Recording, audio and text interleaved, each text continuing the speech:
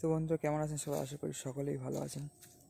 তো যাই হোক, সবাই তো কম বেশি ভালো আছি বা আছে, বাট ইনফ্যাক্ট এখন বাংলাদেশের পরিস্থিতি কিন্তু মানে শুনে নিজেরই খুব বাজে লাগছে।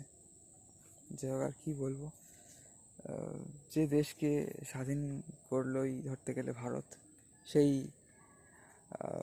যদি মনে থাকে বা জানেন যে ইন্দিরা গান্ধীর আমলে কিন্তু পাকিস্তান, তৎকালীন পূর্ব পাকিস্তান ও বাংলাদেশকে কিন্তু নিজের কবজায় রেখেছিল এবং অত্যাচার চালাতো। সেই সময় ইন্দিরা গান্ধীর আমলে ভারতীয় সেনা পাঠানোর পর সেই 1971 সালেরই 16 ডিসেম্বর ভারত কিন্তু সাহায্য করে বাংলাদেশকে স্বাধীন রাষ্ট্র করলো।